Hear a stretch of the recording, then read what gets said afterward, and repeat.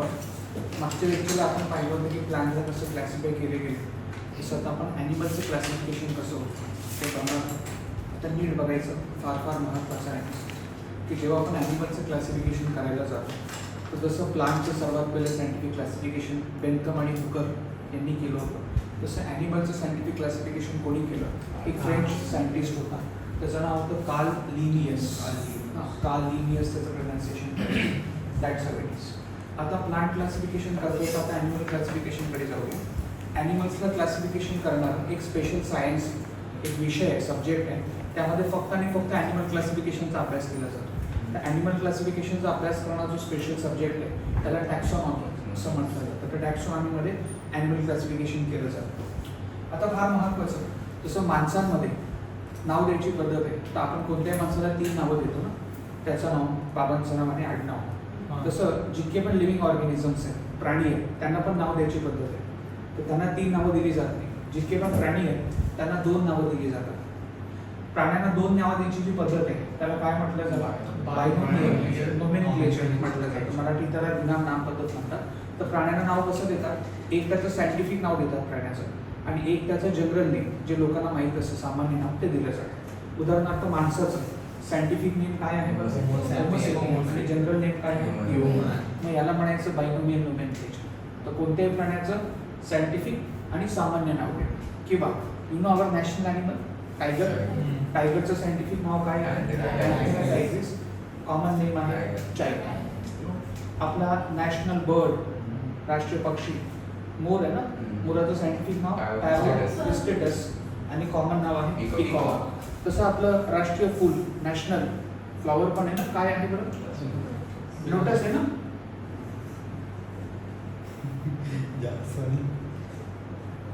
कमळाचं राज्य सगळीकडे. कमल कीचड़ में खेलता है. तर लोटस, कमळाचं सायंटिफिक नाव, शास्त्रीय नाव नेलुंबर न्यूसिफेरा आणि त्याचं कॉमन नाव काय आहे? लोटस. लक्षात ठेवायचं. तर जेव्हा एखादा पक्षी, प्राणी, वनस्पती काही पण असो, त्याची तुम्ही 2 नावं देता, one the scientific, other the general name, that system is non as binomial nomenclature. आपल्या परीक्षेला हाही प्रश्न आला आहे की who is the father of binomial nomenclature? He system आणली कोणी 2 नावं द्यायची? तर याचा फादर हाच आहे. कोण आहे बरं? ही बाजूला लिहू शकतो. The father of binomial nomenclature, विनाम नाम पद्धतीचा जनक हाच आहे. त्याने ही पद्धत आणली 2 नावं द्यायची. हां, काही वाढू की काय करणार? कमी करू, टेम्परेचर कमी. आपल्याकडे रिमोट होतं तिथेच आहे बघा.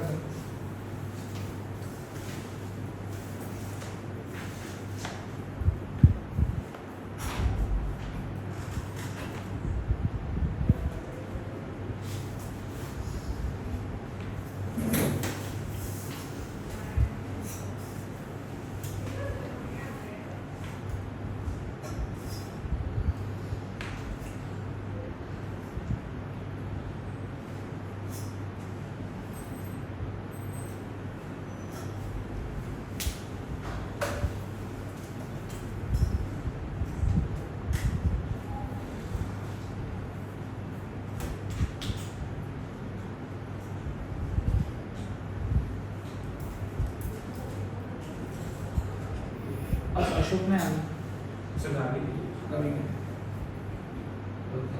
होत नाही.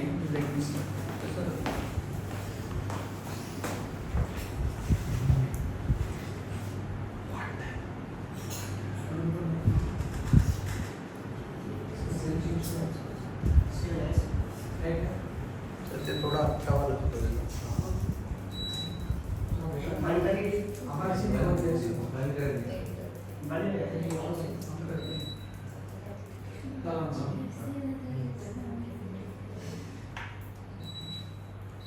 एक मिनिट, कंप्रेसर चालू आहे.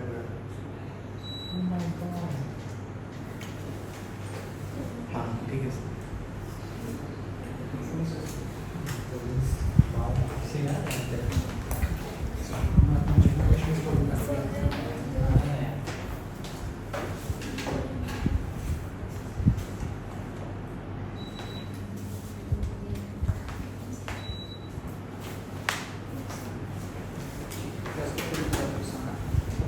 फार महत्त्वाचं. ॲनिमल क्लासिफिकेशन करताना ॲनिमलबद्दल काय काय माहिती सांगितली जाते.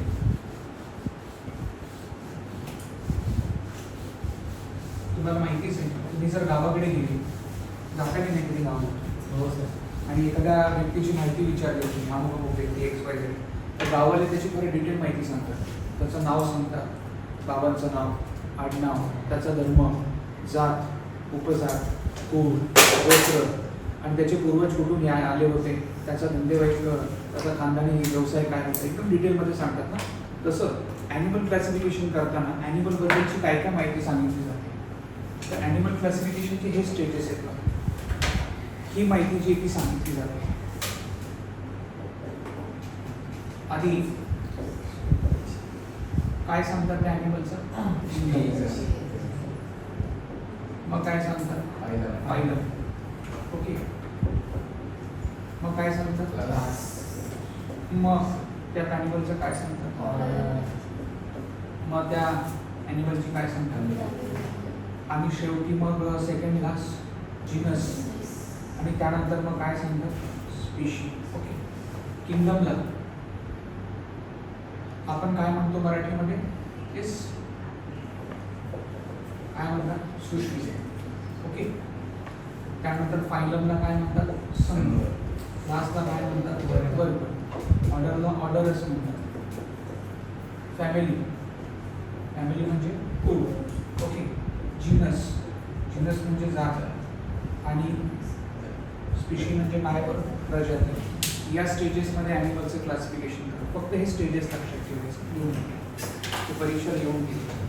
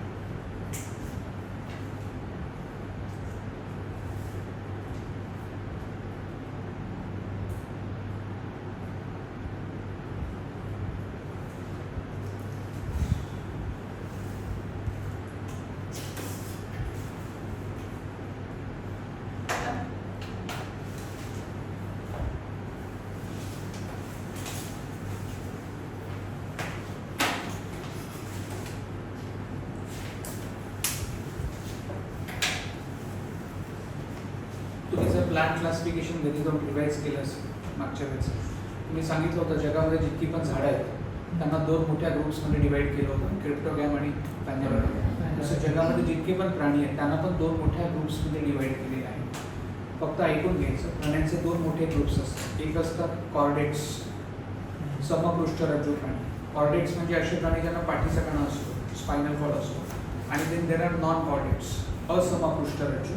नॉन कॉर्डेट्स म्हणजे असे प्राणी ज्यांना पाठीचा कणा, स्पायनल कॉर्ड नसतो. तर कॉर्डेट्स आणि नॉन कॉर्डेट्स हे सगळ्या प्राण्यांचे 2 मोठे ग्रुप्स आहेत. जर आपण नॉन कॉर्डेट्स बघितले, असे प्राणी ज्यांना पाठीचा कणा नसतो, त्याच्यामध्ये 10 सब ग्रुप्स आहेत आणि त्यात वेगवेगळे ॲनिमल्स आहेत. आणि तुम्ही जर कॉर्डेट्स बघितले ज्यांना पाठीचा कणा असतो, त्याच्यामध्ये 6 सब ग्रुप्स आहेत आणि त्यात वेगवेगळे ॲनिमल्स आहेत. ते परीक्षेला विचारले जातात. तर आपण ॲक्च्युअली ॲनिमल्सचं जे आहे क्लासिफिकेशन करायला सुरुवात करतो. सुरुवात आपण इथून करूया.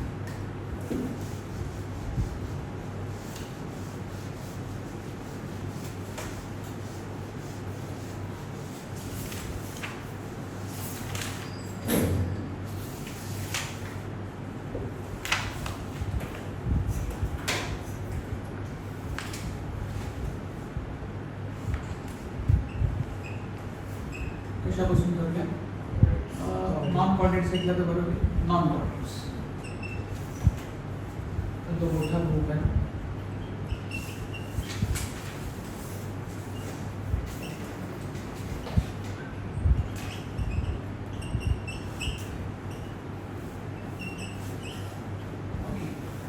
आपण प्राण्यांचा सर्वात मोठा one of the biggest group घेऊया नॉन कॉर्डेट्स. त्याला असमपृष्ठरज्जू प्राणी म्हणतात.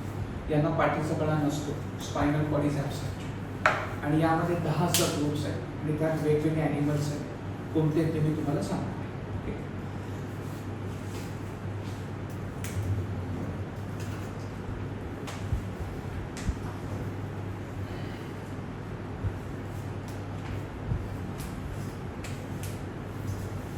त्याच्यामध्ये कोणते सबग्रुप्स आहेत? 10 आहेत. ते वन बाय वन लिहून घ्या, मग आपण डिस्कस करू.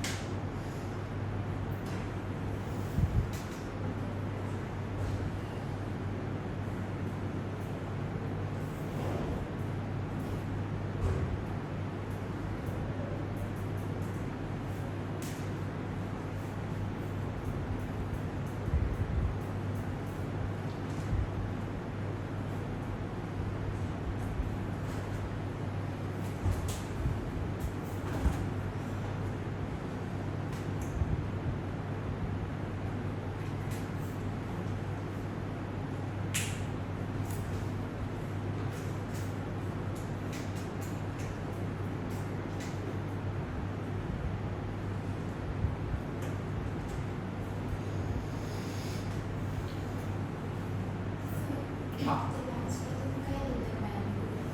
हां एकदम लास्ट ना बुचरेडिया बॅनक्रॉफ्ट BANCROFTI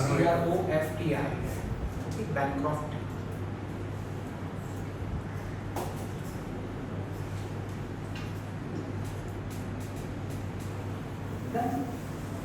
व्हेरी इम्पॉर्टंट आपण ॲनिमल किंगडम बघतो ॲनिमलचं क्लासिफिकेशन बघतो ॲनिमलचा पहिला मोठा ग्रुप कोणता आहे नॉन कॉर्डेट्स ज्यांना स्पायनल कॉर्ड पाठीचा हाड नसतो त्याच्यामध्ये 10 सब ग्रुप्स आहेत 10 उपगट आहेत आणि त्याच्यामध्ये वेगवेगळे ॲनिमल्स आहेत त्याची नावं परीक्षेला विचारली जातात पहिल्या सब ग्रुपमध्ये कोणता आहे प्रोटोझोआ इंग्लिश मराठी सेम नाव प्रोटोझोआ या ग्रुपमध्ये ते प्राणी आहेत नंबर 1 जे या पृथ्वीवर माणसापूर्वी आलेले आहेत तर या पृथ्वीवर सर्वात पहिला आलेला प्राणी कोणता होता अमिबा अमिबा त्या गटात मोडतो ओके आणि दुसरं या गटात जेही प्राणी आहेत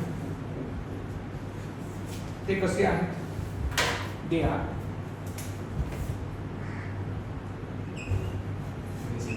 कसे आहेत बरं युनिसेल्युलर म्हणजे मराठीत त्याला आपण एक पेशीय युनिसेल्युलर म्हणजे काय तर मी सगळ्यांना सांगितलंच आहे की आपली बॉडी जी आहे ही कशापासून बनलेली आहे सेल्सपासून पेशीपासून जशी भिंत विटांपासून बनली आहे तशी बॉडी सेल्स पेशींपासून बनली आहे तर ह्युमन्स जे आहेत ना माणसं आहेत ती मल्टी सेल्युलर आहेत बहुपेशी आपल्या बॉडीमध्ये रेड ब्लड सेल्स पण असतात व्हाईट ब्लड सेल्स पण असतात प्लेटलेट्स पण काही सूक्ष्मजीव मायक्रो ऑर्गॅनिझम असे आहेत जे एक सिंगल सेलपासून बनलेले असतात एका पेशीपासून म्हणून त्यांना युनिसेल्युलर एक पेशी म्हणतात तर या ग्रुपमध्ये त्या प्राण्यांना टाकलंय नंबर 1 जे या पृथ्वीवर माणसांपूर्वी आले आणि सेकंडली ते युनिसेल्युलर एका पेशीपासून बनले असे कोणते ॲनिमल आहेत नाव वाचायचे अमिबा युग्लिना पॅरामेशिया प्लाझ्मोडियम हा शेवटचा बऱ्याच वेळा परीक्षेला आलेला प्लाझ्मोडियम ओके आणि हे सगळे जी नावं आहेत ना ॲनिमल्सची हे सगळे मायक्रो ऑर्गॅनिझम आहेत डोळ्याला दिसत पण नाही मायक्रोस्कोप खाली पाहायला लागतात अमिबा दाखवलेला काय अमिबा काय दाखवलेला का किती मोठा असतो मोठा असतो किती असतो अमिबा सुईचं टोक दिसतं का व्यवस्थित एका सुईच्या टोकावर फक्त 10 लाख अमिबा मावतात एका सुईच्या टोकावर किती मावतात 10 लाख आणि विचार करा अमिबा किती लहान असतो तर अमिबा जो आहे तो या प्रोटोझोआ ग्रुपमध्ये मोडतो प्लाझ्मोडियम पण मायक्रो ऑर्गॅनिझम आहे डोळ्याला दिसत नाही तर मग काय आहे बरं मायक्रो ऑर्गॅनिझम आहे प्लाझ्मोडियममुळे कोणता आजार होतो हा मायक्रो ऑर्गॅनिझम अत्यंत खतरनाक असतो प्लाझ्मोडियम जर तुमच्या शरीरात आला इट कॉजेस मलेरिया आजार आहे ना सगळ्यांनी मराठीत आपण त्याला हिवताप असं पण म्हणतो तर मलेरिया हिवतापाचा जो मायक्रो ऑर्गॅनिझम आहे जंतू आहे तो कोणता आहे प्लाझ्मोडियमच्या कडे घेऊन टाका मलेरिया तो शरीरात आला तर मलेरिया हिवताप आजार होतो झालेला कोणाला मलेरिया झालेला मलेरिया नाही ना गुड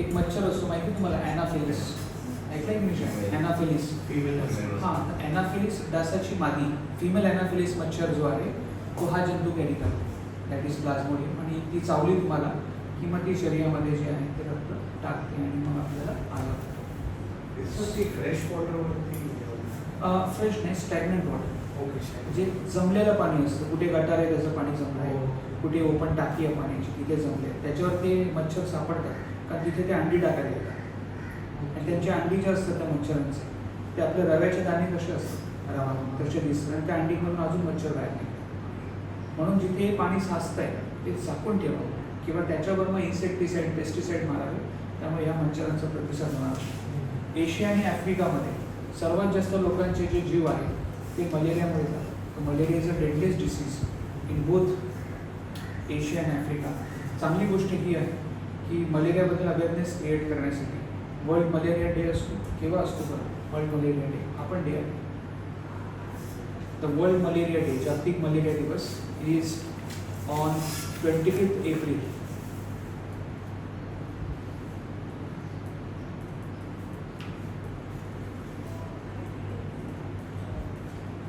परवाच होता 25 April was world malaria day right? That is how it is.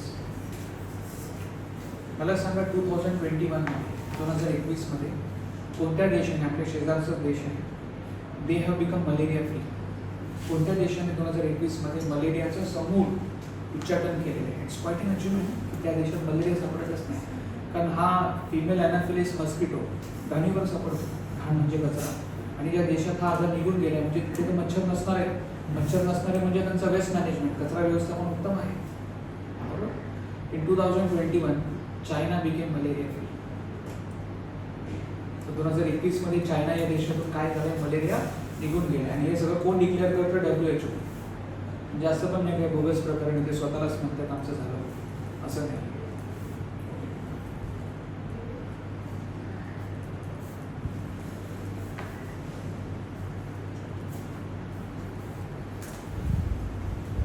China is growing like anything else. चायनाने स्वतःच AI सॉफ्टवेअर आणलं आहे, डीपसीक. AI सॉफ्टवेअर आहे, काही विचारा त्याला जबरदस्त माहिती देतो, गुगलपेक्षा पण जबरदस्त माहिती. Even it is better than ChatGPT. भविष्यामध्ये ते पुन्हा एकदा चंद्रावर माणूस पाठवणार आहे, भविष्यामध्ये ते मंगळावर माणूस पाठवणार आहे. त्यांची लोकसंख्या त्यांनी कंट्रोल केलेली आहे, इकॉनॉमी वेगाने वाढवत आहे. अमेरिकेने त्यांच्यावर 245% टॅरिफ लावलं तरी त्यांना फरक पडत नाही. So China is going very fast. Bharat कुठे आहे? भारत औरंगजेबमध्ये आहे, भारत मंदिरमध्ये, मस्जिदमध्ये आहे, गोमूत्रमध्ये आहे, शेणामध्ये आहे, सगळीकडे आहे. पण चायना कुठे चालला आहे, तुम्ही कुठे चालला आहे, हे लक्षात ठेवायचं आहे. इट्स अ हाय टाईम की आपण चायनाशी कम्पीट करायला पाहिजे, हे लक्षात ठेवायचं. काय पुढे जाऊया आपण. पुढचा ग्रुप कोणता? नॉन कॉलेजमध्ये पुरी फेरा. हा जो ग्रुप आहे तो काय आहे? हा शब्द दिसतोय तुम्हाला? काय आहे? पोर. पोरचा अर्थ असतो छिद्र. तर या ग्रुपमध्ये त्या प्राण्यांना टाकलेलं आहे सायंटिस्ट लोकांनी ज्यांच्या बॉडीवर सूक्ष्म छिद्र, पोर्स असतात. असे कोणते ॲनिमल्स आहेत which have many pores on the body? त्यांची नावं पाठ करायची. काय आहे? हॅलोरोमा, स्पॉन्जियम, यूस्पॉन्जियम आणि सायकॉन. परीक्षेला प्रश्न कसा येतो? Sycon belongs to which of the following subgroup? Sycon पुढीलपैकी कोणत्या उपगटात मोडतो? मग तुम्हाला 4 ऑप्शन असतील खाली, त्यापैकी एक ऑप्शन काय असेल? सायकॉन. हे सगळं पाठ करायचं आहे तुम्हाला. ॲनिमलची नावं पहिल्यांदा वाचताना जरा कठीण वाटते, पण हळूहळू जसं तुम्ही वाचत जाल ते डोक्यामध्ये जाणार. पुढे तिसरा ग्रुप कोणता आहे? बरं, त्याचं प्रोनाउन्सिएशन असं करायचं आहे, सिलेंटराटा. ओ सायलेंट आहे. सिलेंटराटा, ओ सायलेंट. सिलेंटराटा या ग्रुपमध्ये ते ॲनिमल आहेत. Number 1, they are found in water, म्हणजे they are like aquatic animals. ते पाण्यामध्ये सापडतात. अँड दे हॅव, त्यांना हे असतं, काय असतं मराठी त्याला काय म्हणतात? शुंडक म्हणतात. शुंडक म्हणजे काय बघा, त्या गटात कोणता ॲनिमल आहे? हायड्रा. हायड्रा दिसतोय तुम्हाला? तर जो हायड्रा आहे ना तो दिसायला असा असतो. दिसतोय तुम्हाला? हे दिसतंय त्याला असे फाटे फुटलेले, त्यालाच म्हणतात टेंटॅकल्स. ओके. सो हे असे ॲनिमल जे ॲक्वेटिक आहेत आणि दे हॅव दॅट टेंटॅकल. शुंडक असतं. शुंडक म्हणजे ब्रांचेस. त्याच्यामध्ये कोणता ॲनिमल आहे? हायड्रा आहे, फॅझेलिया आहे, ऑरेलिया आहे, सी आहे. परीक्षेला हा ॲनिमल भरपूर वेळा विचारला आहे. Hydra belongs to which of the following subgroup? पाठ करून टाका. सिलेंटराटा. ओके. हा सगळा पाठांतराचा भाग आहे ॲनिमल प्लांट किंगडमचा. पुढे वाचा, तुमच्या जिल्ह्याचा बाहेर वाचा.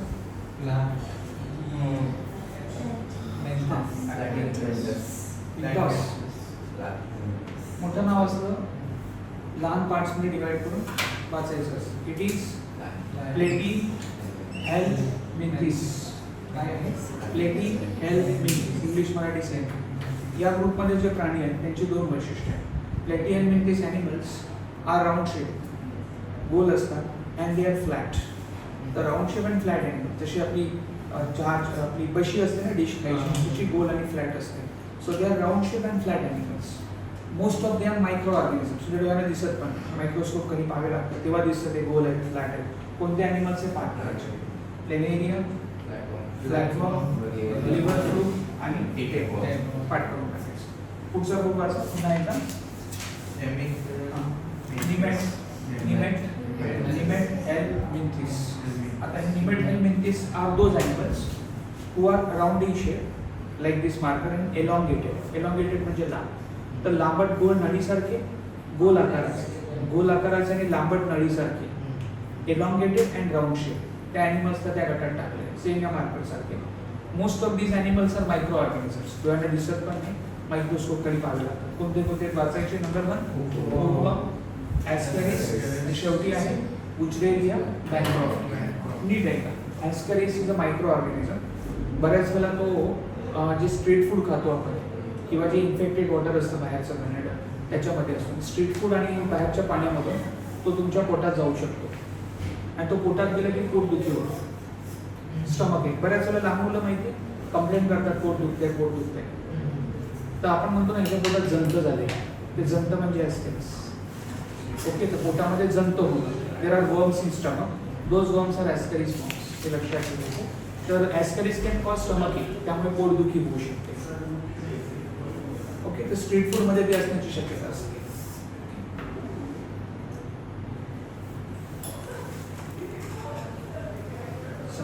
पुढे जाऊया. बघा याच्यावर मी विस्तृत बोलणार आहे. काय आहे बरं? बुचलेरिया बँक्रॉफ्टी. हा तुमच्या शरीरात आला तर तुम्हाला हा आजार होऊ शकतो. कोणता आजार? एलिफंटियासिसला आपण हत्ती रोग असं म्हणतो. आलं लक्षात? पिछला फॅन बंद करू. एलिफंटियासिसला आपण काय म्हणतो? हत्ती रोग. हत्ती रोगामध्ये काय होतं? पाय असा हत्तीसारखं फुगतो. मग आता हा बुचलेरिया बँक्रॉफ्टी आपल्या शरीरात येतो कुठून? हा आजार होतो कसा? तर बुचलेरिया बँक्रॉफ्टी कम्स बाय मस्किटो. 2 मच्छर आहेत त्याचे, नाव लक्षात ठेवायचं. पहिला मच्छर कोणता आहे? एडिस. दुसरा मच्छर आहे क्युलेक्स. एडिस किंवा क्युलेक्स मच्छर बुचलेरिया बँक्रॉफ्टी जंतू कॅरी करतो आणि चावला की बुचलेरिया बँक्रॉफ्टी आपल्या शरीरात पाय हत्तीसारखा होतो. हे लक्षात ठेवायचं.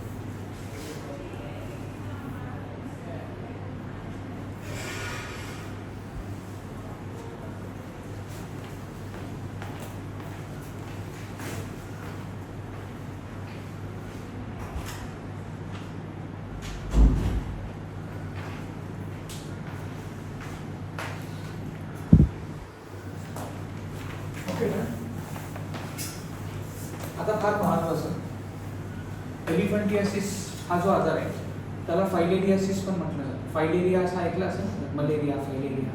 फायलेरिया किंवा फायलेरियासिस म्हणजेच हत्ती रोग. तर हत्ती रोग, एलिफंटियासिस, फायलेरियासिस सगळं सेम असेल. Elephantiasis is a very common name, not filariasis. पण कधी ऐकण्यात आलं की फायलेरियासिस आजार, फायलेरियासिस म्हणजेच हत्ती रोग. सेकंडली एलिफंटियासिस हत्ती रोगाबद्दल 2-3 गोष्टी सांगतो. नंबर 1, हा एक एंडेमिक आजार आहे. एंडेमिक म्हणजे प्रादेशिक आजार, विशिष्ट राज्यांमध्ये सापडतो. Always remember, most number of elephantiasis patient in India are found in Kerala. तर या आजाराचा हॉटस्पॉट कोणतं राज्य आहे? केरला. बाजूला नोट करा, Kerala is a hotspot. Kerala सर्वात जास्त पेशंट आहे.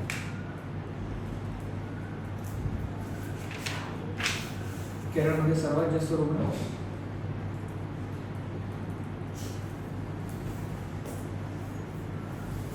आता एक मजेदार गोष्ट सांगतो तुम्हाला कोणताही आजार झालाय की नाही हे बघायला ब्लड टेस्ट करतात. आणि तुम्ही काही आजार असतो त्याची ब्लड टेस्ट अक्रॉस कधी दिवसा जाऊन ब्लड देऊ शकता. एलिफंटियासिस हा एकमेव आजार आहे ज्याचे ब्लड सॅम्पल फक्त रात्री कलेक्ट केले जातात. केव्हा कलेक्ट केले जातात? रात्री. कारण दिवसा जर तुम्ही ब्लड सॅम्पल घेतले पेशंटचे तर दिवसा हा जो बुचलेरिया बँक्रॉफ्टी जर्म आहे तो ब्लडमध्ये इनॲक्टिव्ह असतो, हालचाल करत नाही, त्यामुळे तो मायक्रोस्कोपमध्ये डिटेक्ट होत नाही. रात्र झाली की ह्याचा दिवस चालू होतो आणि मग तो हालचाल करायला लागतो. तर the only disease in which blood samples are taken at night is elephantiasis. या आजारामध्ये रक्ताचे नमुने ब्लड सॅम्पल केव्हा घेतले जातात? At night only. बाकी तर कधीही कोणत्याही आजाराचं कधी घ्या, काही इश्यू नसतो, हे लक्षात ठेवायचं. बाकी क्युरेबल आजार लवकर उपचार घेतला, नाहीतर मग मृत्यू व्हायची पण शक्यता असते.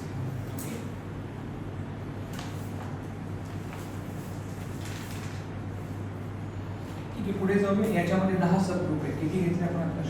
5. अजून 5 बाकी आहेत. त्यात कोणते ॲनिमल्स आहेत? उसू आहे.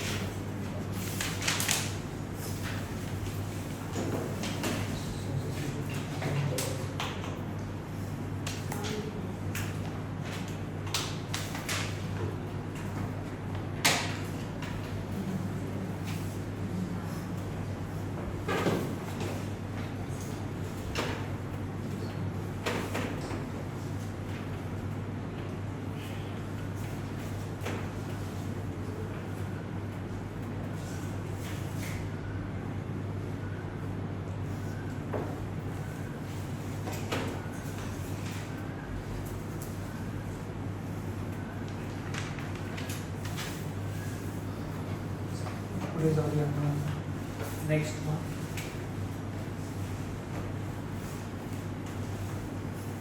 तुमचा सर्व आपण येऊ शकता.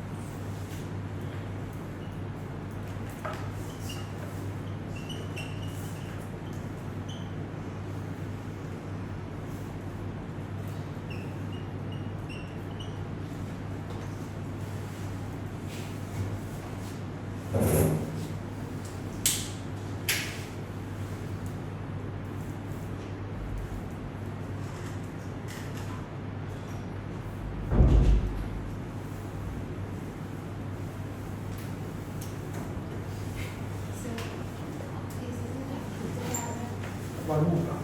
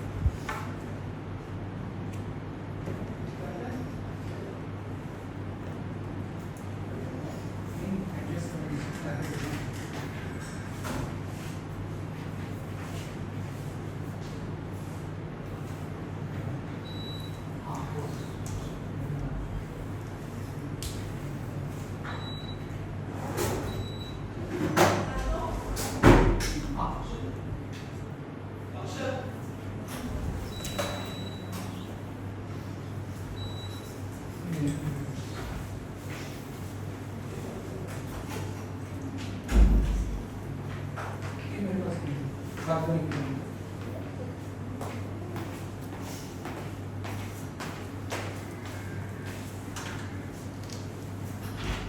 Okay done.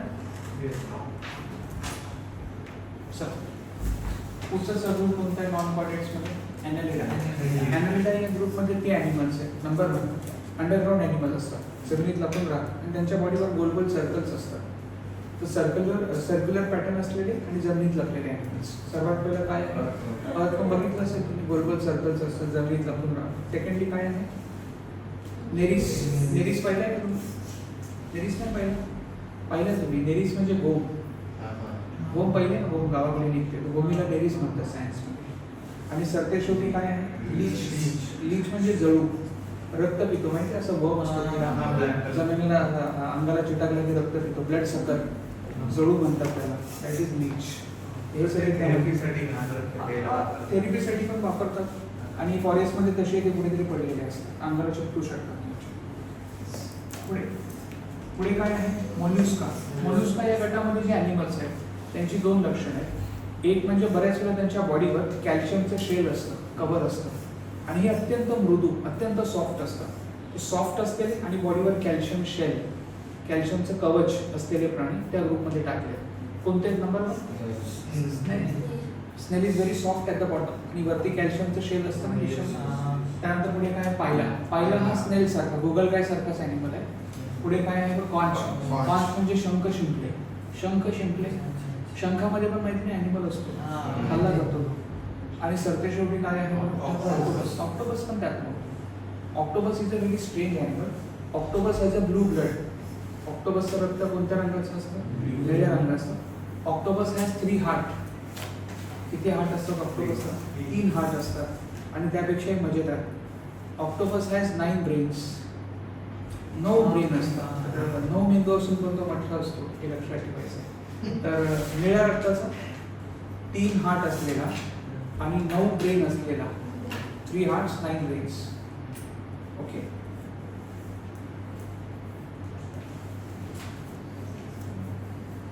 तो ॲनिमल आहे ऑक्टोपस. ऑक्टोपस खाल्ला पण जातो. ओके, हे सगळं लक्षात ठेवा. पुढे जाऊया. पुढे आहे आर्थ्रोपोडा. तर नीट ऐकायचं. आर्थ्रोपोडा जो आहे तो ॲनिमल किंगडममधला सर्वात मोठा ग्रुप आहे. Arthropoda is a biggest group. Arthropoda ग्रुपमध्ये जे ॲनिमल्स आहेत त्यांची बॉडी अशी बॉटमला नॅरो होत जाते, टोकाकडे निमुळती होत जाते. सगळे प्राणी पडण्यासारखे. फ्लाय, मच्छर बघा ना, बॉडी नॅरो होत जाते. देन मस्किटोज नॅरो होते. त्यानंतर बटरफ्लाय, हनीबी, प्रॉन्स. प्रॉन्स म्हणजे कोळंबी. कोळंबीचे पण तुम्ही जर बघितले 3 प्रकार असतात. कोळंबीचे 3 प्रकार असतात. इतकी छोटी 2 इंचाची कोळंबी, छोटी मिनी कोळंबी, तिला श्रिम्प म्हटलं जातं. SHRIMP, shrimp. इतकी छोटी कोळंबी.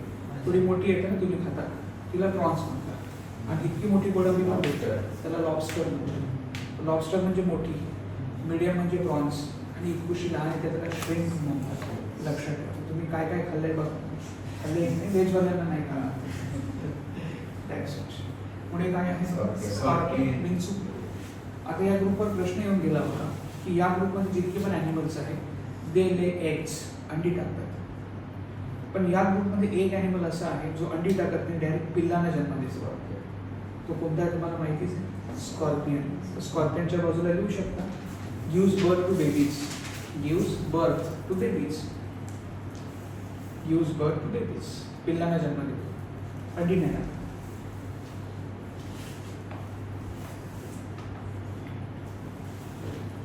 Okay. Next is what? Echinodermata. Echinodermata या ग्रुपमध्ये जे ॲनिमल्स आहेत most of them are triangular in shape, त्रिकोणी आकाराचे असतात. कोणते कोणते ॲनिमल्स आहेत? सगळे पडण्यासारखे. काय आहे ते वाचा. स्टारफिश, त्रिकोणी असतो. Sea urchin, sea horse, sea cucumber, brittle star वगैरे वगैरे. तर स्टुडंट काय करतात, या ग्रुपमध्ये कोणते ॲनिमल आहेत ते पाठ करायला लक्षात ठेवतात. C C C C C आलं की लगेच इकायनोडर्माटा. But be careful. आपण सुरुवातीला बघा 2nd नंबरचा ग्रुप बघितलेला आहे, इनफॅक्ट 3rd नंबरचा सिलेंट्राटा. त्याच्यात पण एक सी ॲनिमॉन आहे ना, बघा ना, 3rd मध्ये असेल सिलेंट्राटा. C आहे. तर सगळे सी इकडे नाही ना, एक सी तिकडे पण आहे, तर सगळं सी लक्षात ठेवा, तर ते मग काही हातपार व्हायचा परीक्षेमध्ये. तर एक सी तिकडे पण आहे. ओके, सगळं तिकडे सी नाही आहे. पुढे काय आहे बरं, हेमी कॉर्डाटा. हेमीचा अर्थ असतो हाफ कॉर्डाटा म्हणजे स्पायनल कॉर्ड. तर असे प्राणी ज्यांना अर्धाच पाठीचा कणा असतो, ज्यांच्यामध्ये पाठीच्या कण्याचा पूर्ण विकास नाही होऊ शकला, दे आर इंडायरेक्ट.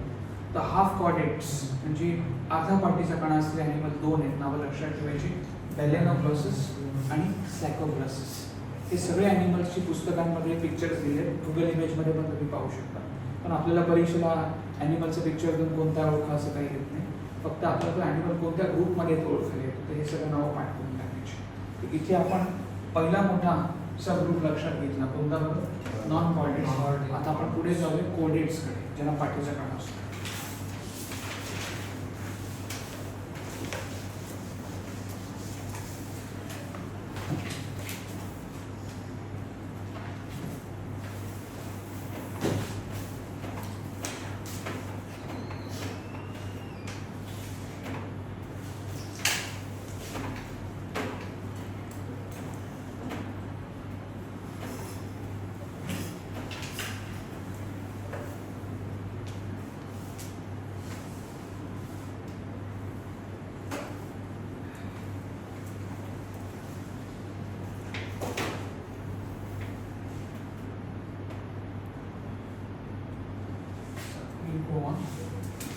पुढे कॉर्डेट्स, समपृष्ठरज्जू.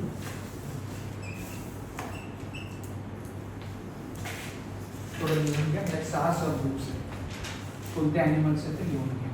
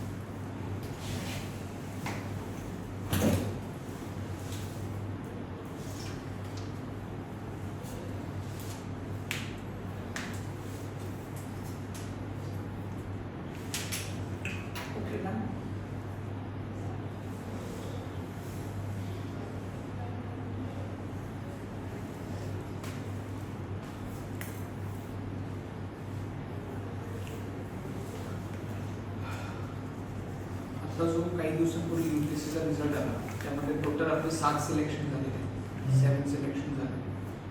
ग्रेट, छान विद्यार्थी, वर्षभर मन लावून अभ्यास केला, यावर्षी पास झाले. आणि मोस्ट ऑफ द विद्यार्थी ते येतात त्याचे फर्स्ट किंवा सेकंड अटेम्प्टमध्ये पास झाले. मध्ये मी क्रिएटिव्ह पण टाकलं होतं, ते लक्षात ठेवायचं. तर नंतर मग जो आकडा आला आपल्याकडे एक 7 विद्यार्थी आपले यावर्षी झाले, हे लक्षात ठेवायचं. And great, very nice. यावर्षी महाराष्ट्रातून एक विद्यार्थी भारतात 3रा आला, अर्चित डोंगरे. तुम्ही ऐकलं असेल? येस, पुण्याचा आहे आणि तो ऑल इंडिया रँकाचा 3rd आहे. पहिल्या 5मध्ये 3 मुली आहेत UPSC परीक्षा. आणि तुम्ही शक्ती पांडे ही भारतातून पहिली आलेली आणि तिचा 5वा अटेम्प्ट होता. कितवा अटेम्प्ट होता? आणि 4 अटेम्प्टमध्ये जी आहे ती बऱ्यापैकी क्लीन नापास होती. Okay, you can only see की जर आपण प्रॉपर जर पकडून राहिलो तर काय होऊ शकत. अर्चित डोंगरेबद्दल पण सांगतो, ऑल इंडिया रँक 3rd आहे त्याचा. 1990ला महाराष्ट्रातून लास्ट टाइम कोणी विद्यार्थी भारतात 3रा आला होता UPSCमध्ये. त्या विद्यार्थ्याचं नाव होतं श्रवण हर्डीकर. श्रवण हर्डीकर नंतर आज इतक्या वर्षानंतर किती झाली आता 35 वर्ष त्यानंतर कोणी महाराष्ट्राचा विद्यार्थी 3रा आला. एरवी आपले बरेच IAS होतात, 4था, 5वा, 10वा, 11वा रँक. पण जसं म्हटलं ना, फर्स्ट टॉप 3 मध्ये नसतात आपले. यावेळेला आपण एक कुठेतरी नवीन ट्रेंड पाहायला मिळालं की टॉप 3 मध्ये 3रा हा महाराष्ट्रातला होता. तर हा एक ट्रेंड बदलतोय. महाराष्ट्राची भरपूर सिलेक्शन होत आहे. महाराष्ट्रातून यावेळेला नाही म्हटलं तर 100 ते 125 विद्यार्थी यावेळेला पास झालेले ओव्हरऑल रँकिंगमध्ये, त्यातले आपले पण बरेच आहेत. तर आपण जर का प्रॉपर एफर्ट्स दिले तर होऊ शकतं. कंटाळा केला, टाइमपास केला, उद्या करूया, मला जमलंय तेच करणार, नाही जमत तर मी सोडून देणार, असं करू नका. जितके विद्यार्थी आपले झालेले आहेत त्याच्यामध्ये एक कॉमन क्वालिटी होती, कन्सिस्टन्सी. जितकं तुम्ही कन्सिस्टंटली करा, लेक्चर अटेंड आहे, सेल्फ स्टडी आहे, ते पास होणार. जितके पण पास झालेले त्यात कोणी डॉक्टर, इंजिनियर असे जबरदस्त हुशार नव्हते. तुमच्यासारखेच कॉमन विद्यार्थी होते, चिकटून राहिले, पहिल्या 2ऱ्या अटेम्प्टमध्ये पास झाले. It's very important. अभ्यासामध्ये तुमची कन्सिस्टन्सी मला लक्षात असते. आता पुढे जाऊया आपण. पुढे बघा, कॉर्डेट्स असे प्राणी ज्यांना पाठीचा कणा असतो. त्यामध्ये 6 सब ग्रुप्स आहेत. पहिला कोणता? सायक्लोस्टोमाटा. सायक्लोस्टोमाटामध्ये ते प्राणी आहेत.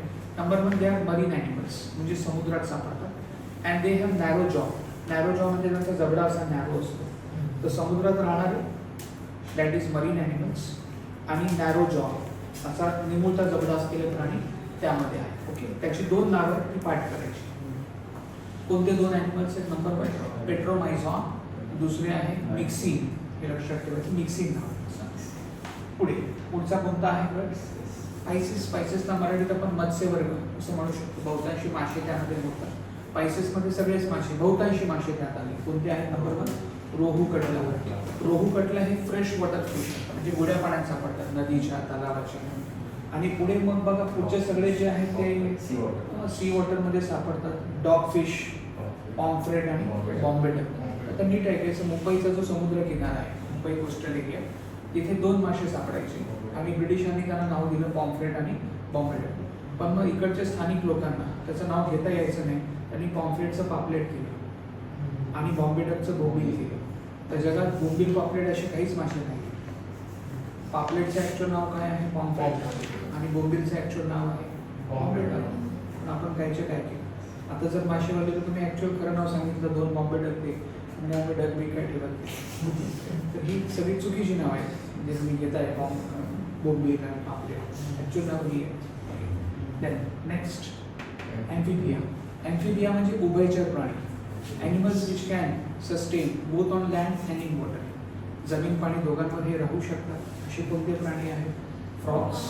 नक्कीच फ्रॉगचीच प्रजाती आहे, मिनी फ्रॉग, त्याला टोड म्हटलं जातं. आणि शेवटी काय आहे? सॅलमँडर. हा प्रश्न बऱ्याच परीक्षेत आला आहे. Salamander belongs to which of the following sub group? That is amphibia. Salamander दिसायला कसा असतो? पालीसारखा असतो, लिझार्ड. इमॅजिन करा, पालीच्या बॉडीवर आपण गोल असे सर्कल काढले तर पाल कशी दिसेल? तर तो आहे तुमचा सॅलमँडर. ओके, नाही पुढे आहे रेप्टिलिया. रेप्टिलिया या ग्रुपमध्ये ते प्राणी आहेत नंबर 1 ज्यांच्यामध्ये आयदर दोन्ही किंवा किमान एक क्वालिटी असते. एक म्हणजे यांना शेपूट असते, दे हॅव टेल, आणि ते सरपटतात, दे क्रॉल. किंवा दोन्ही असतात, शेपूट पण असते आणि सरपटतात. तर सरपटणारे आणि शेपूट असलेले प्राणी किंवा दोघांपैकी एक क्वालिटी असणारे प्राणी त्या ग्रुपमध्ये. पटण्यासारखे प्राणी सगळे कोणते आहेत? स्नेक, शॅमेलियनला तुम्ही सला असे म्हणतात, कमिलियन पण म्हणू शकता. क्रोकोडाईल, मगर, एलिगेटर, सुसर माहिती ना, असं लांब तोंड असतं ते कोकणात सापडते. हां, अँड देन टॉर्टॉइज. आता नीट आहे का, परीक्षेला जर प्रश्न आला tortoise belongs to which of the following sub group, तर तुम्ही त्याला इझिली ॲम्फिबियामध्ये टाकून द्या. कुठे टाका तुम्ही त्याला? ॲम्फिबिया, कारण तो जमीन आणि पाणी दोघांमध्ये राहतो. पण तो कुठे आहे ॲक्च्युली? रेप्टिलियामध्ये आहे ना. का? तर त्याला इतकुशी छोटी कान शेपूट असते ना, छोटी शेपूट. म्हणून टॉर्टॉइजला सायंटिस्ट लोकांनी ॲम्फिबियात नाही टाकलं, रेप्टिलियामध्ये टाकलं. म्हणून मी त्याला स्पेशली अंडरलाईन केलं बघा. तर tortoise belongs to reptiles, not amphibians. Okay, तर त्यात कुठेही गोड होता कामा नये. नेक्स्ट, एव्ज म्हणजे पक्षी वर्ग. पक्षी हे गरम रक्ताचे, वॉर्म ब्लडेड असतात. सगळेच पक्षी येतात, ते मला सांगायची गरज नाही. क्रो आहे, स्पॅरो आहे, सगळंच. आता आपल्या परीक्षेला असा प्रश्न आला होता की which of the following animals belongs to both reptilian and aves. Reptilian आणि एव्ह दोन्ही वर्गात मोडणारा प्राणी कोणता आहे? त्याचं नाव लक्षात ठेवा. त्याचं नाव आहे आर्किओप्टेरिक्स. काय नाव आहे त्याचं? आर्किओप्टेरिक्स. आर्किओप्टेरिक्स ऐकलंय काय? आर्किओप्टेरिक्स नष्ट झालेली, एक्सटिंक्ट डायनासॉरची प्रजाती आहे. हा असा डायनासॉर होता की त्याला शेपूट पण होती आणि पंख असल्यामुळे उडायचा. तो पंख होता म्हणून एव्हजमध्ये पण आहे आणि शेपूट आहे म्हणून रेप्टिलियामध्ये पण आहे. हा डायनासॉर आता नष्ट झालेला आहे, सापडत नाही. पण त्याचे फोटो तुम्ही गुगल इमेजवर पाहू शकता. ओके, तो आपण ड्रॅगन नावाचा प्राणी ऐकतो त्याप्रमाणे साधी सायन्स. पण तोंडातून आगबीग वगैरे काय काढायचं. पुढे काय आहे? मॅमेलिया. मॅमेलिया म्हणजे सस्तन प्राणी वर्ग. सस्तन प्राण्यांना आपण म्हणतो, हिंदीमध्ये स्तनधारी प्राणी म्हटलं जातं त्याला. तर मॅमेलिया सस्तन प्राण्यांमध्ये सगळंच आहे. मग काय काय आहे? ह्युमन, डॉग, काऊ, मंकी, बॅट, ते सगळं पटण्यासारखं आहे. पण मग वेल इथे काय करते बरं? वेल म्हणजे देव मासा.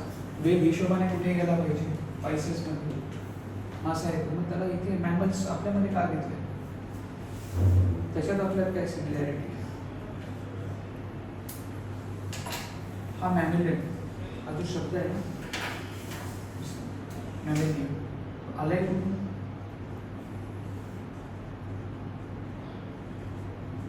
कुठून आलाय बरं?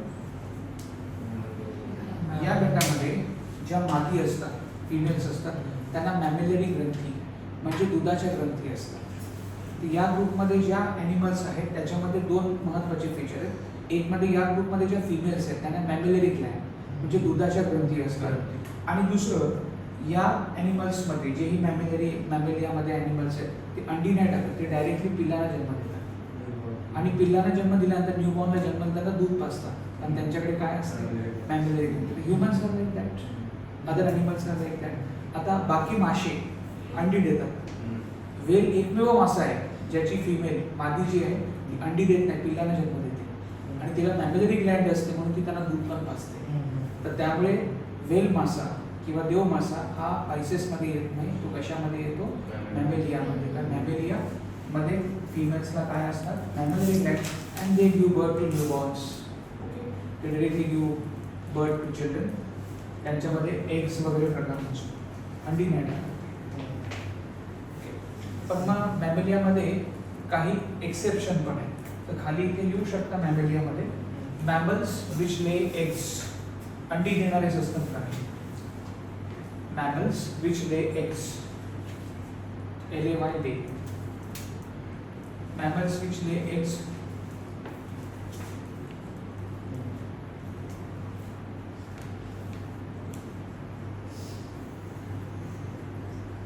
नीट बघा. दोन ॲनिमल्स आहेत. कोणते आहेत बरं? Platypus, echidna. हिशोबाने आणि पिल्लांना जन्म द्यायला पाहिजे नाही. हे मॅमल्स आहेत, मॅमेलिया ग्रुपमध्ये, तरी पण अंडी टाकतात. हे एक्सेप्शन आहे. तर अंडी टाकणारे सस्तन प्राणी दोन आहेत, नाव लक्षात ठेवा, प्लेटिपस आणि एकिडना.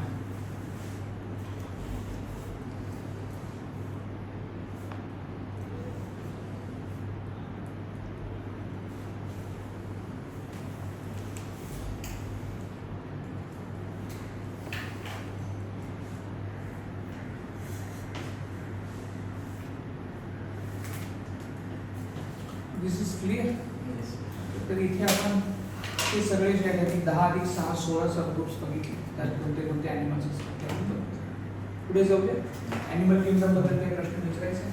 All clear?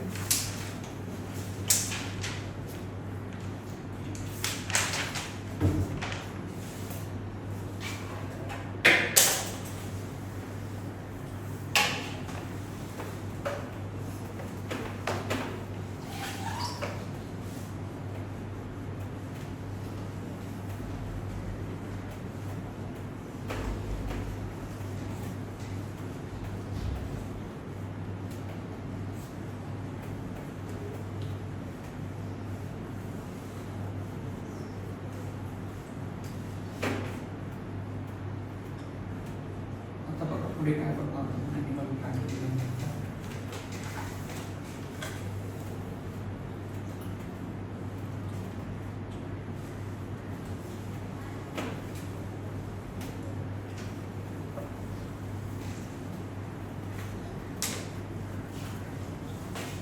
एक नवीन टॉपिक आपण आता सुरू करतो ॲनिमल प्लॅनेटरी मधून बाहेर येऊन.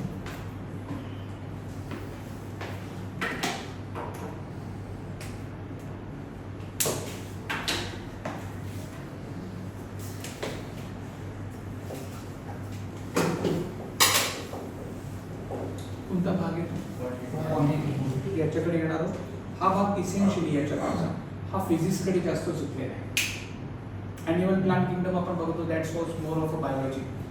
तर आपण सायन्सचा अभ्यास करताना इतकं कॉन्शियस नाही घ्यायचं फिजिक्स केम बायो, कारण आपल्या एक्झाम्समध्ये क्वेश्चन पेपरमध्ये सेक्शन नसतं असे बायो केम सगळं आहे ते सायन्सच आहे, लक्षात ठेवायचं. This is more of a physics. फिजिक्समधले काही बेसिक कॉन्सेप्ट आता आपण बघणार आहोत, तर आपण त्याच्याकडे जाऊया. ठीक आहे, तर टायटल देऊ शकता क्वांटिटी. क्वांटिटीला मराठीमध्ये आपण हे म्हणतो राशी असं म्हणतो. काय ते सगळं एक्सप्लेन करणार आहे बघा.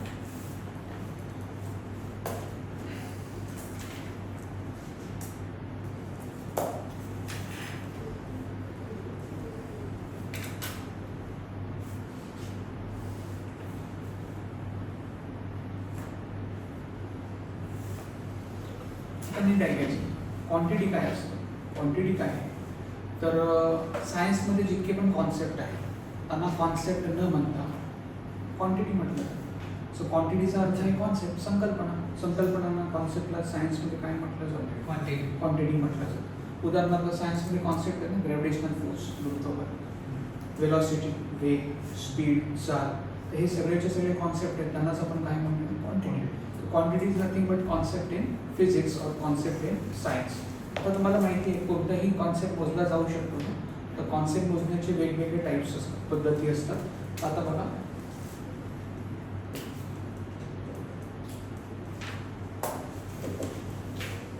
कॉन्सेप्ट किंवा क्वांटिटी मोजण्याच्या मेजरमेंट मेथड्स. त्या मेथड्स तुम्ही शाळेत पाहिल्या आहेत. क्वांटिटी मोजण्याची मेथड काय काय आठवत? पहिली मेथड कोणती आहे कॉन्सेप्ट मोजण्याची सायन्समध्ये? MKS method. Metre second, kilometre बिना आणि काही काय पण घेऊन जातो आपण सेंटीमीटर. ओके, सेंटीमीटर, ग्राम आणि सेकंड. आणि सरफेस बी SI international system.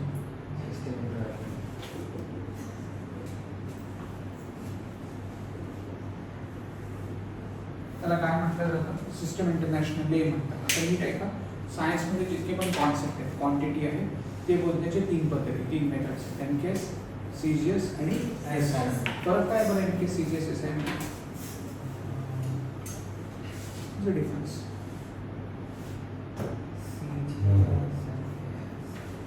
MKS method Bharat देशात यूज करतात, आपल्याकडे करतात. is used by engineers. CGS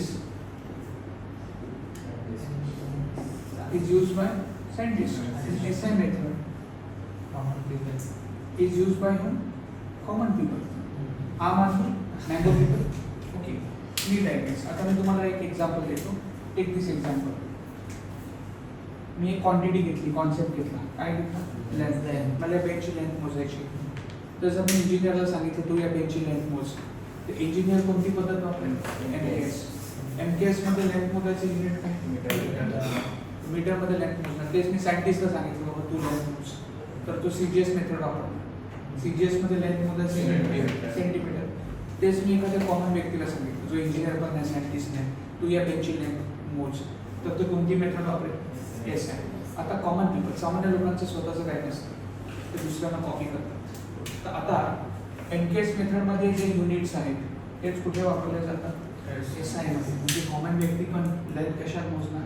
metre. तर तुम्ही एक एक्झाम्पल घेऊ, काय घेतलंय? मास. मास म्हणजे वजन, वेट. मला एक दगड आहे, त्याचं वजन मास मोजायचं आहे. इंजिनियरला सांग, इंजिनियर मास कशात मोजेल? सायंटिस्ट कशात मोजेल? आणि सामान्य व्यक्ती किलोग्राम. आपण सामान्य लोक आहोत, आपण वजन कशामध्ये मोजतो? किलोग्राम. इतकं लक्षात ठेवा. मग लिहा क्वांटिटी मीन्स कॉन्सेप्ट. क्वांटिटी राशीचा अर्थ आहे संकल्पना. संकल्पना मोजायच्या 3 पद्धती: MKS, CGS, SI. MKS method कोण वापरतं? इंजिनियर्स. CGS scientist. SI सामान्य लोक. MKS मध्ये जे युनिट एकक आहे तेच कुठे वापरले जातात? SI. नोट करा.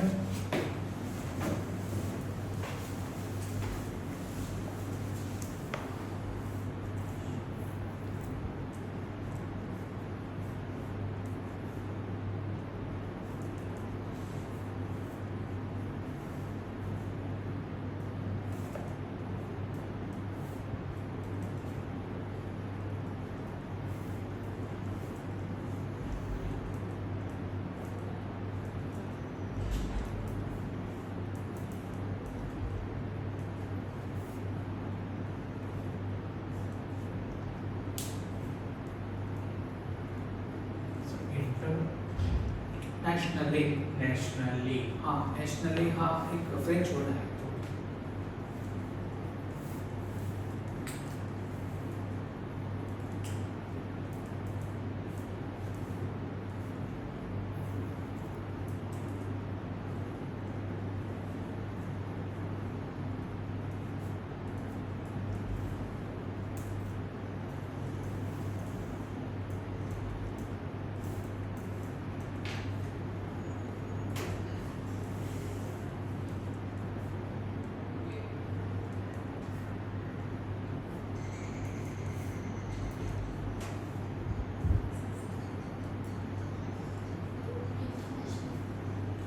सिस्टम इंटरनॅशनली, तो फ्रेंच वर्ड आहे. सिस्टम इंटरनॅशनली आपण इंग्लिशमध्ये असं नुसतं इंटरनॅशनल असं म्हणतो, तो फ्रेंच वर्ड आहे.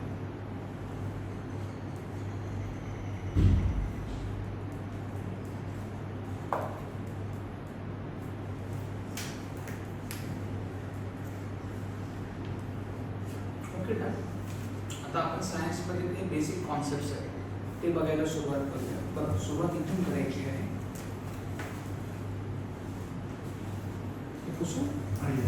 मास एग्जाम्पल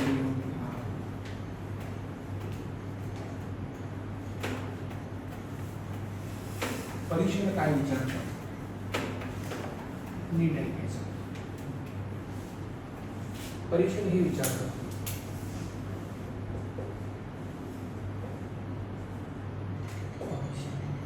आणि त्याचं हे विचारतात फंडामेंटल क्वांटिटी काय असते? फंडामेंटल क्वांटिटी म्हणजे मूलभूत संकल्पना, मूलभूत राशी. आपल्याला जर सायन्स कळायचं असेल तर सायन्स कळण्यासाठी सायन्समध्ये काही बेसिक कॉन्सेप्ट कळणं अपेक्षित आहे. जर ते बेसिक कॉन्सेप्ट आपल्याला नाही कळले तर पूर्ण सायन्सच आपल्याला कळत नाही. तर सायन्स कळण्यासाठी लागणारे जे बेसिक कॉन्सेप्ट आहेत त्यांना फंडामेंटल क्वांटिटी म्हटलं जातं. ते मोजायचे SI युनिट विचारलं जातं. आता बेसिक कॉन्सेप्ट फंडामेंटल क्वांटिटी कोणत्या आहेत बघा, त्यांच्याशिवाय सायन्स कळणारच नाही. काय बरं? काय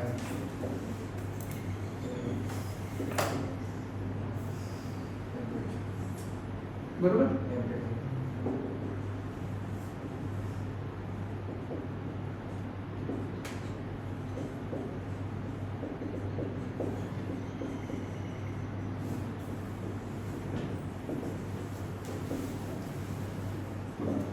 आणि सरते शेवटी फार महाग कसं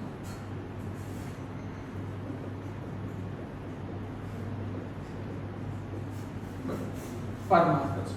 पहिली बेसिक क्वांटिटी कॉन्सेप्ट कोणता आहे सायन्स? टाइम, मग length, mass, temperature, molarity, luminosity of light, current electricity, तुम्ही त्याला इलेक्ट्रिक करंट पण म्हणू शकता. हे बेसिक कॉन्सेप्ट आहे सायन्समध्ये. हे कळल्याशिवाय सायन्स नाही कळत. हे मी सगळं शिकवणार आहे. आता फार महत्त्वाचं, हे मोजायचे काय विचारले जातात? सर्वात पहिलं काय टाईम. टाईम तुम्ही मिनिटात मोजू शकता, आरमध्ये मोजू शकता, डेजमध्ये मोजू शकता, परंतु त्याचं एसआय युनिट काय आहे? बरं, सेकंड. हे लक्षात ठेवायचं. लेंथ किलोमीटरमध्ये मोजता येते, लेंथ मिलीमीटरमध्ये मोजता येते, सेंटीमीटरमध्ये मोजता येते, पण एसआय युनिट काय आहे? बरं, मीटर. पुढे काय आहे? मास. मासचे वजन ग्राममध्ये मोजता येतं, टनांमध्ये, क्विंटलमध्ये, पण एसआय युनिट काय आहे? बरं, kilogram, that is KG, symbol त्याचं. पुढे काय आहे? टेम्परेचर. टेम्परेचर सेल्सिअसमध्ये मोजता येतं, सेंटीग्रेडमध्ये मोजता येतं, फॅरनहाइटमध्ये मोजता येतं, पण त्याचं एसआय युनिट काय आहे? तुम्ही कधी ऐकलं नसेल, मे बी केल्विन आहे, के आहे, हे लक्षात ठेवायचं. ओके. Next molarity. मोलॅरिटी काय असतं? बरोबर, matter inside substance. Matter inside substance. सोप्या भाषेत सांगतो, जगामध्ये प्रत्येक पदार्थ लहान लहान पार्टिकल्स पासून बनलेले आहे. दिसतात हे पार्टिकल्स? त्याला काय म्हणतात? तर या बेंचमध्ये ॲटम आहे, या मार्करमध्ये ॲटम आहे, या मे बी या कापडामध्ये ॲटम आहे. आपली बॉडी पण कशापासून बनली? ॲटमपासून. तर जगामध्ये प्रत्येक पदार्थ एक लहान कणापासून, पार्टिकलपासून बनला, त्याला ॲटम, अणू म्हणतात. ॲटम किती लहान असतो? एका सुईच्या टोकावर फक्त 10 कोटी ॲटम मावतात. किती मावतात? 10 कोटी. म्हणजे विचार करा ॲटम किती लहान आहे. तर जेव्हा काही ॲटम एकत्र येतात, दिसतंय तुम्हाला? ते एक नवीन पार्टिकल, नवीन कण तयार होतो. त्याला काय म्हटलं जातं? मॉलिक्यूल किंवा रेणू असं म्हटलं जातं. तर व्हेन ॲटम्स कम टुगेदर, जेव्हा अणू एकत्र येतात, तेव्हा एक नवीन पार्टिकल, नवीन कण तयार होतो. त्याला काय म्हणतात? रेणू किंवा मॉलिक्यूल. त्या मॉलिक्यूलचं वेट, रेणूचं वजन, तर मॉलिक्यूलचं जे वेट आहे कशामध्ये मोजलं जातं? कशामध्ये मोजलं जातं? वाचू शकता? मोलमध्ये मोजलं जातं. तर कोणत्याही पदार्थामध्ये मॉलिक्यूल नावाचे पार्टिकल असतात, त्यांचं वेट. आता ॲटमच इतका लहान आहे की मॉलिक्यूल पण काय मोठा नसणार आहे. तर ॲटम एकत्र आले की कोणता पार्टिकल तयार होतो? मॉलिक्यूल. ॲटम काय आहे? तर प्रत्येक पदार्थ ज्यापासून बनला आहे त्याला ॲटम, अणू म्हणतात. आणि ॲटम एकत्र आल्याने नवीन कण तयार झाला, मॉलिक्यूल. त्याचा वेट किलोत नाही मोजू शकत, इतकं लहान असणार आहे. त्याचं वेट कशामध्ये मोजतात? मोलमध्ये मोजतात. पुढे काय आहे? ल्युमिनॉसिटी ऑफ लाईट. ल्युमिनॉसिटी म्हणजे इंटेन्सिटी ऑफ लाईट, प्रकाशाची तीव्रता. तर आता हे ट्यूबलाईटकडे पाहिलं, कितीतरी तीव्र प्रकाश डोळ्यात येतोय ना. तर एखाद्या लाईटमधून, एखाद्या ट्यूबलाईटमधून किती तीव्र प्रकाश तुमच्या डोळ्यावर येतोय? तर प्रकाशाची तीव्रता जी ल्युमिनॉसिटी आहे ती कशामध्ये मोजली जाते? कॅन्डेलामध्ये मोजली जाते. कशामध्ये? कॅन्डेलामध्ये मोजली जाते, लक्षात ठेवायचं. आणि सरते शेवटी करंट इलेक्ट्रिसिटी आहे. हे वायर दिसतात ना तुम्हाला? त्यातून इलेक्ट्रिसिटी वाहते ना. मी काय म्हणणार? या वायरमधून 1 किलो इलेक्ट्रिसिटी वाहते, नाही 2 लिटर वाहते, नाही. तर करंट इलेक्ट्रिसिटी मोजायचं युनिट काय आहे? अँपियर आहे, हे लक्षात ठेवायचं. तर नीट लक्षात ठेवून आहे का?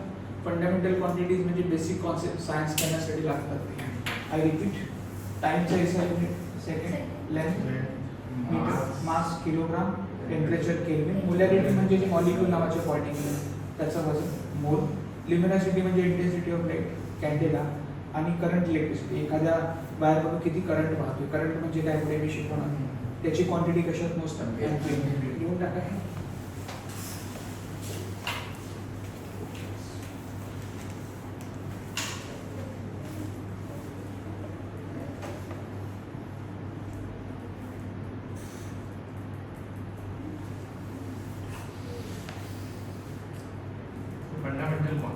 बेसिक कॉन्सेप्ट, फंडामेंटल क्वांटिटीज, त्यांचे एसआय युनिट विचारतात. त्याच्याशिवाय सायन्स कळतच नाही. हे कळलं तर सायन्स कळतं.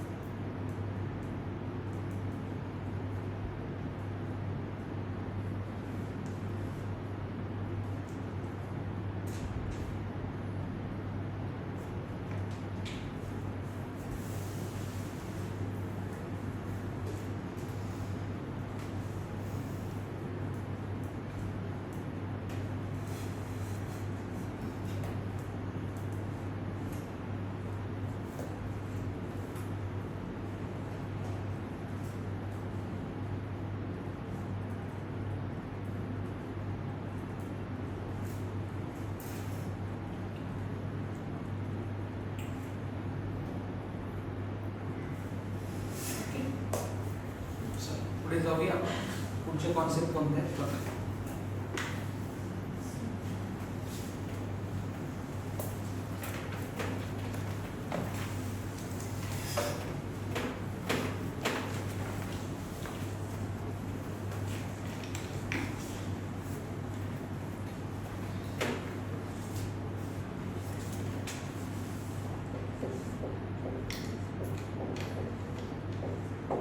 पुढचा कॉन्सेप्ट कोणता आहे? Solar day. दिवसाचं सोलार डे, सौर दिवस.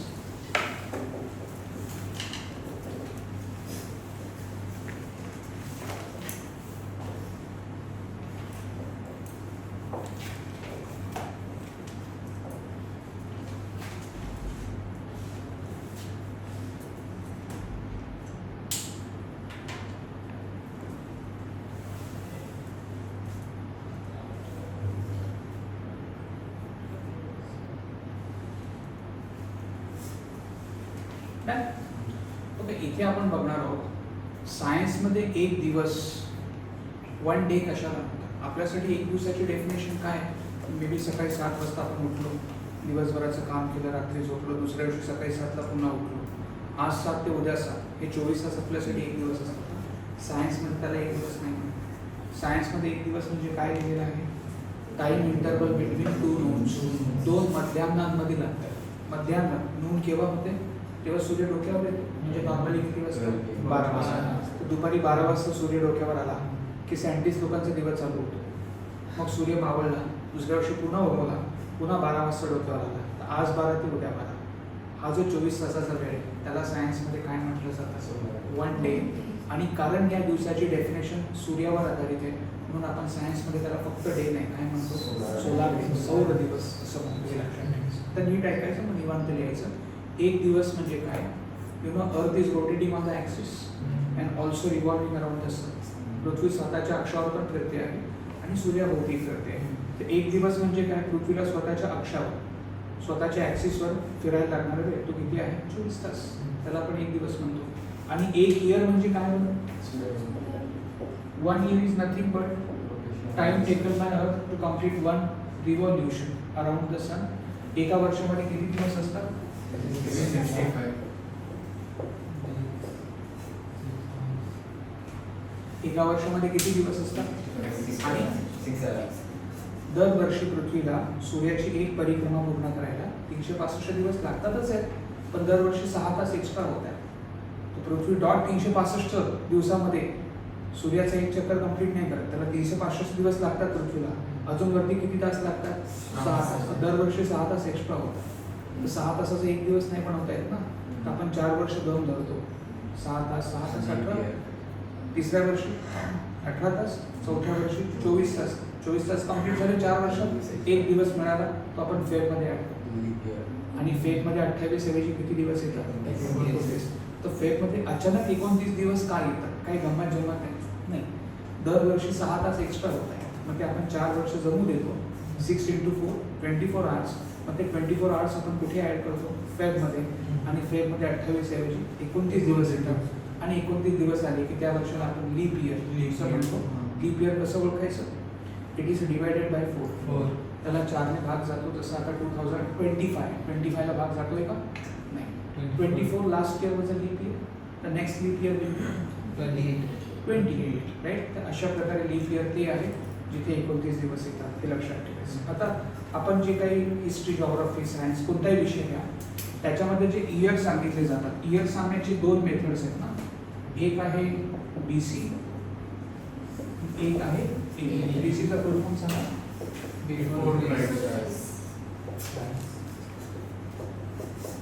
त्याला मराठीमध्ये आपण बरोबर AD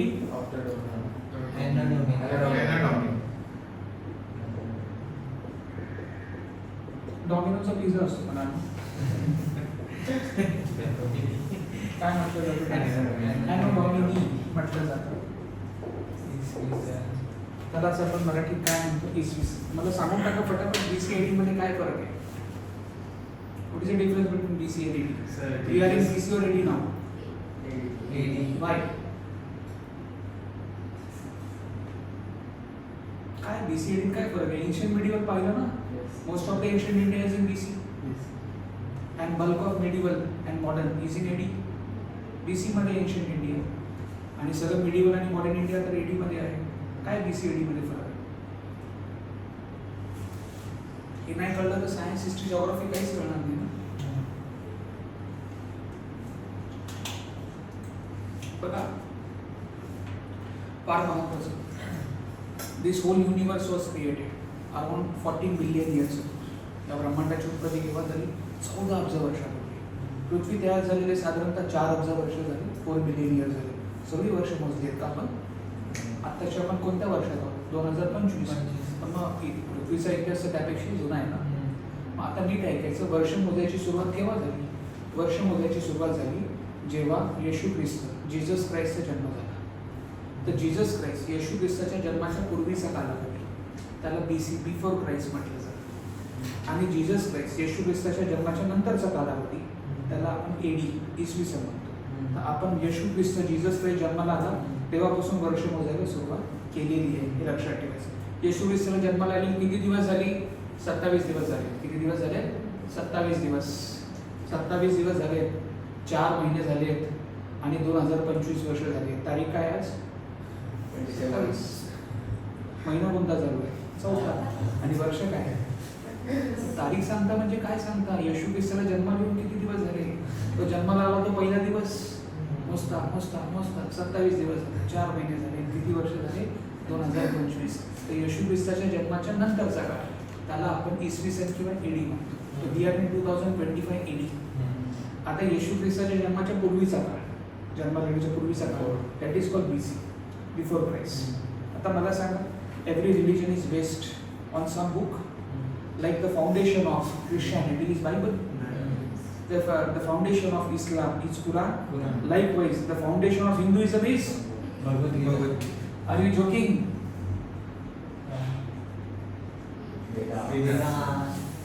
The foundation of Hinduism is not Bhagavad Gita.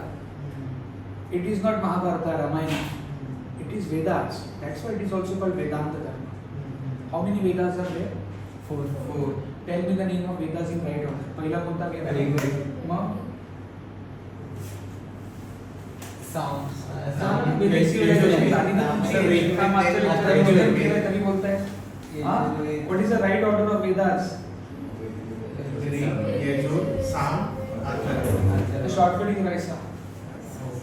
The Rig Veda, Yajurveda, Samveda, and finally came Atharvaveda.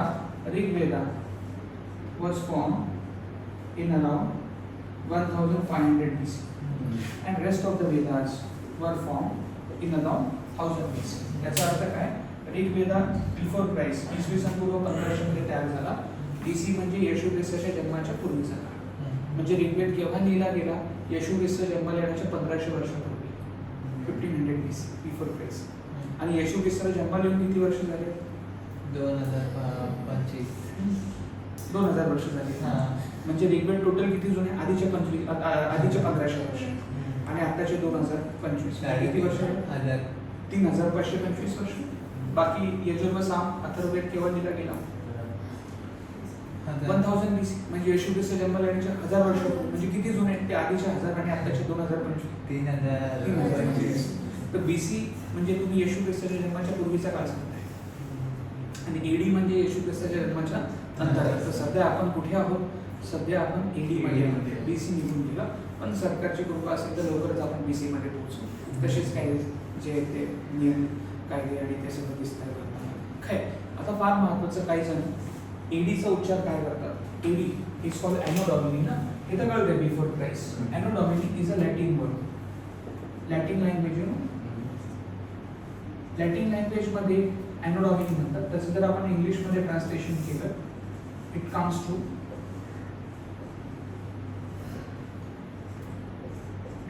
what? When the Lord was born. Anno Domini चं इंग्लिश मध्ये translation काय होतं? समजून घ्या, पण निवांत लिहायचं. When the Lord by Lord they mean Jesus Christ. When Jesus Christ was born. तिथून पुढे AD. ओके. आता बरेच जण ADचं फुल फॉर्म काय लावतात? After death of Christ. असं करू नका. तुम्हाला प्रशासनात जायचं आहे. त्यामुळे धार्मिक भावना दुखवू शकतात. बघा महाराष्ट्रामध्ये 2 ताई नेहमी दुखवत असतात. एक आहे अस्मिता ताई, दुसरी आहे भावना ताई. एक तर अस्मिता दुखवते नाही तर भावना दुखवते कोणाची तरी. तर नीट ऐका.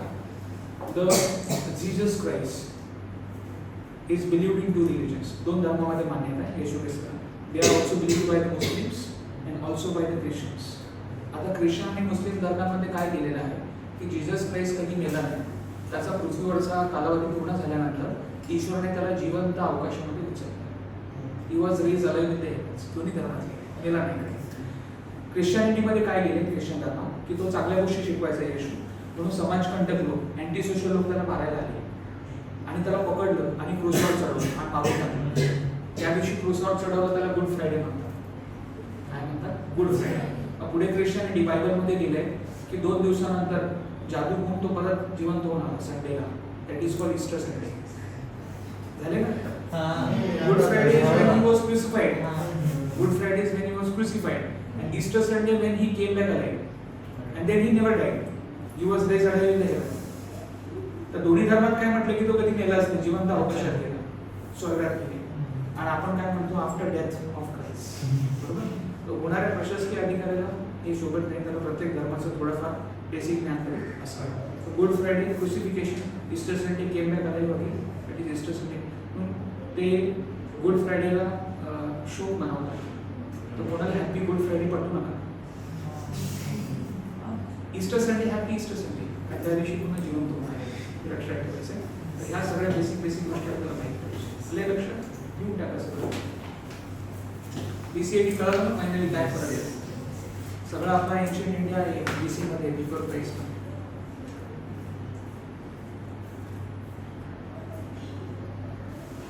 तर बट आता एडी हे मानतच नाही ना, म्हणजे आता समजा कुठल्या मोठ्या समाजसेवकाचा जन्म झाला म्हणजे बिफोर इंडिपेंडन्स, तर सुद्धा त्याला म्हणजे त्यांना एडी हे नाव एडी लावतात. आपण ही सिस्टम वापरतो. मराठीत आपण इसवी सन म्हणतो, इंग्लिशमध्ये एडी.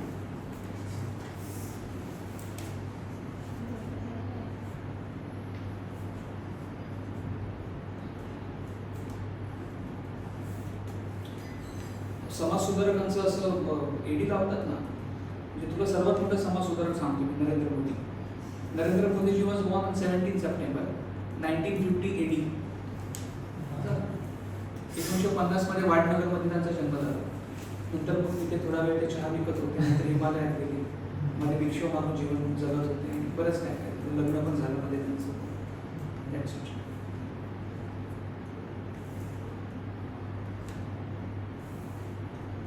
त्यांचे जे चाहते त्यांच्यासाठी हा सप्टेंबर महिना अत्यंत त्रासदायक असणार आहे. त्या 17 सप्टेंबरला ते 75 वर्षाचे होतात. त्यांच्या पक्षाचा नियम आहे 75 वर्षाचा व्यक्ती कोणत्याच पदावर राहू शकत नाही पक्षात. ते स्वतः पंतप्रधान. चाहते फार नाराज झाले, काय म्हणा ते नाही तर कोण. Protocol is same for all. असं म्हणत आहे की देवेंद्रजी फडणवीसजी जे नागपूरचे आहेत, महाराष्ट्राचे मुख्यमंत्री, ते पंतप्रधान होणार असं म्हणतात त्यांचे चाहते. कोण होते बघा, पैकी जात आहेत की नाही ते बघा. 75 वर्ष पूर्ण होत आहे ना 17 सप्टेंबर. तो दिवस भारतामध्ये नॅशनल अनएम्प्लॉयमेंट डे म्हणूनही साजरा केला जातो.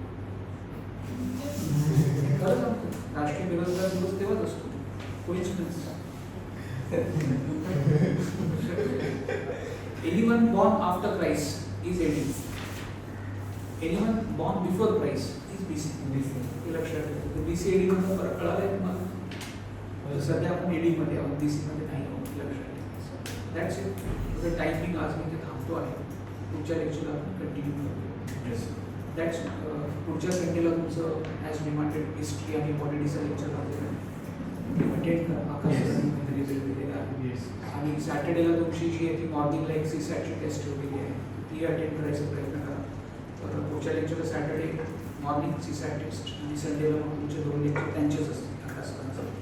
त्यांनी जो वेळ दिला आहे मला तो दिलेला आहे की त्यांनी सांगितलं आहे की 12:30 ते 2:30 टाइम टेबल येईल. 12:30 ते 2:30 त्यांचं आधी हिस्ट्रीचं लेक्चर असेल आणि मग 3 ते 5 मग त्यांचं पॉलिटिक्सचं लेक्चर असेल. टाइम टेबल होईल. येस. थांबूया पुढच्या लेक्चरमध्ये. थँक्यू. बाय.